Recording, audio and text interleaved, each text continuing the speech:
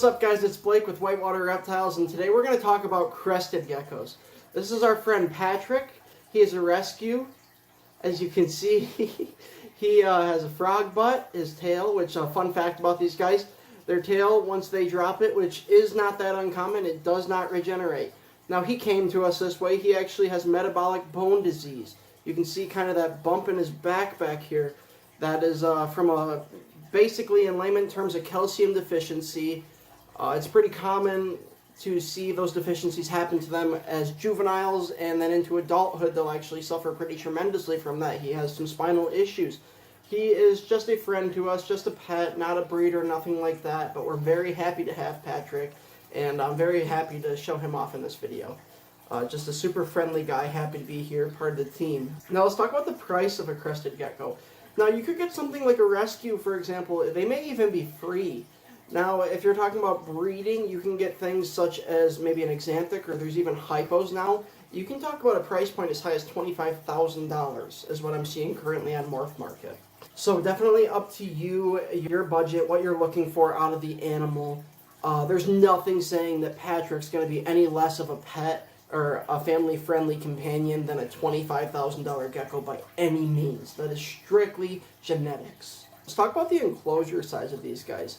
It used to be considered the standard was 18 by 18 by 24 inches.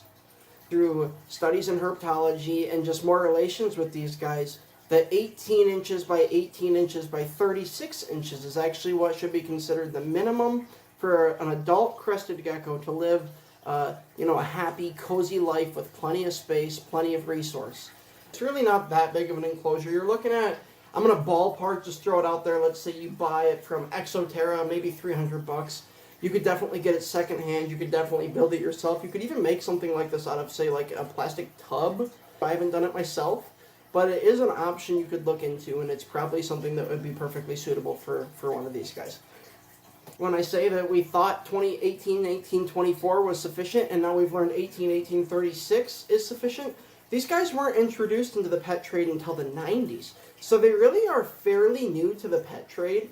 To me, that's really cool. You're seeing morphs booming left and right. We've got things such as lily whites now, xanthic, hypos. You've got full pinstripes, harlequin, tri-stripe, all sorts of different genetics in these guys. And really, it kind of boils down to what you find attractive, what you think is cool, what you like to look at. I like all of them. I do. I'm not going to lie. I'm not the guy that's like, oh, I got to have it because it's a lily white. Obviously, we have Patrick here. He's something, I don't know what I would even call Patrick. I'm no geneticist when it comes to crested geckos. Ball pythons, leopard geckos are more my forte. But we are very happy to have this guy. I find him absolutely gorgeous. And we're happy that he's part of our family here at Whitewater Reptiles. Let's go on to the temperature of these guys. You want a temperature gradient somewhere between 72 and 78 degrees. Now, that's what most would consider room temperature. Obviously, that's a really vague expression. Someone in the Antarctic, let's just pretend, and that's probably unrealistic. Let's say Alaska, a room temp in the winter might be in the 50s, or who knows what. 60s, 70s, whatever it may be, versus someone in Arizona where the summer is 120 and they're struggling to keep that heat down. So maybe it's 80 degrees in their house. Definitely 72 to 78 degrees.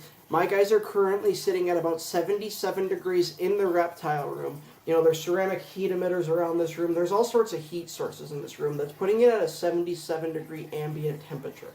And these guys seem to do really well at that. We do get a little bit of a decrease at night when all these lights turn off. They are on timers. That probably puts them somewhere around 74 degrees, 73 degrees, and that seems to work really well for them. Let's talk about humidity. 60% to 80% relative humidity. Now, you want higher at night, and you want to let that drop a little bit in the daytime, somewhere between 50 to 60% in the daytime, probably as high as 80% to 90% at night. And a good way to achieve that is going to be spray them at night to get that humidity higher and let it slowly decrease throughout the day until you spray them again in the evening. That's as simple as using a misting spray bottle. Let me see. So I actually have one here. Let me grab this. This one's from Harbor Freight. It's actually used to spray like plants and pesticides. Obviously, do not use it if it's been used for that. I bought this new just for water for these guys. You pump it up, See, like this, and then when you spray it, it's a very fine mist. A lot of people assume these guys are nocturnal, and that is actually not true. They're what is known as crepuscular, which means they are dawn and dusk animals, something similar to deer, like white-tailed deer, or leopard geckos are another good example. This means that they come out at dawn, they come out at dusk. Now, these guys tend to be more active at night than they do in the daytime, and for the longest time, people thought they were nocturnal because of that. But that seems to not be the case. We're going to talk about UVB with crested geckos. And one of the things we want to consider with UVB is that is artificial sunlight, essentially. Now, these guys have no eyelids, as you can see. And no eyelids in an animal obviously means they cannot close their eyes if it is too bright for them. So, shade is a must. If you're going to use UVB in an enclosure, you definitely want to have shade. You want to have shady spots, you want to have lots of foliage, opportunity for them to protect those eyes, opportunity for them to escape that sunlight, if you will, if they need to do that. Which can be relatively difficult to achieve in a smaller enclosure, say a 12 by 12 by 18. Maybe you just got a juvenile crested gecko and you're raising it up, you're saving up money for a bigger enclosure. It might be hard to get that kind of shade in there for them. Now, there's really arguably no proof that they have to have UVB. There's not. You've seen plenty of successful crested gecko breeders and plenty of successful owners as a whole that have gone their entire lives without it, and they seem to do well. I'm not going to tell you that means they shouldn't have it. Like I said, these guys were put into the pet trade in the early 90s. We really don't know yet. We are still learning. We're still discovering things every day. If someone ever discovers we absolutely need UVB, then I'm going to tell you we need it. If they say do not use it, those eyelids, being gone, them not having them needing shade, it's too sensitive, them having something called the cryptic basking system, which we'll go into, maybe they're too sensitive. Maybe they shouldn't have it as crepuscular animals. I'm not going to say that's wrong either. Cryptic basking is something that basically what it means is if my hand was the sunlight right now, just say, maybe he's only going to have his head in it to warm up. And after a little while, he's going to rotate and put his back into it.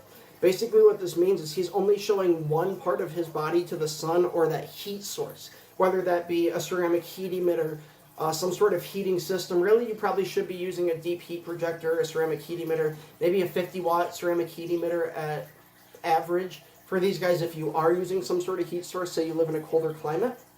And that's kind of how they're going to thermoregulate themselves, is they're going to just portion out their body and expose only a portion at a time to that heat source. Now, something else to consider is the feeding regimen of these guys. When they're smaller, they're going to eat a lot more insects as juveniles than they will as adults. That's pretty common with geckos, leopard geckos. Actually, leopard geckos exclusively, sorry, I don't know why I said that. They eat exclusively insects. They are insectivores. These guys, however, tend to live off of a fruit-based diet, and by that I mean something called Pangea. Pangea or Apache, there's a couple, Lagarde I think is a new brand. There's a few brands in this trade that seem to be reputable and considered safe for them to have as a staple diet. Let me look and see if I have one next to me. So something like Pangea here this is the watermelon variety of Pangea crested gecko diet. And essentially what this looks like is, I'm going to go ahead and say it's a dry powder that almost looks like baby food once you've concocted it. You're essentially going to take a scoop of this with just a little bit of water, mix it up until it looks like an applesauce. These guys just love it.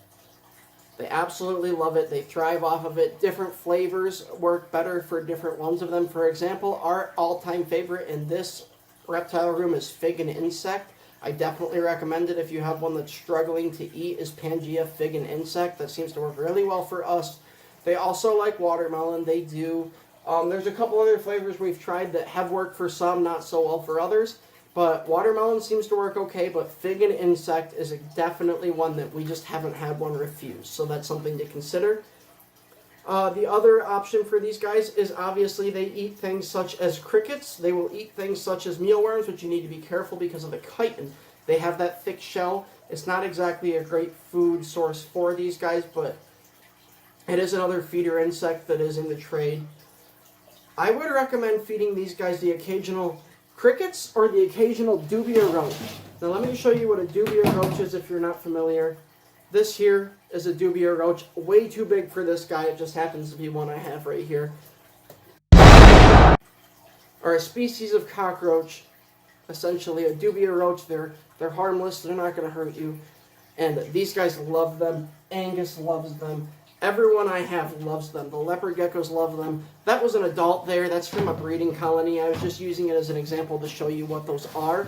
You can get those from places like dubiaroach.com. That's where I personally go through. Fantastic. You can also go through places like eBay even. Actually, not that I recommend it at all, but I think even Amazon sells live roaches, live mealworms, live crickets.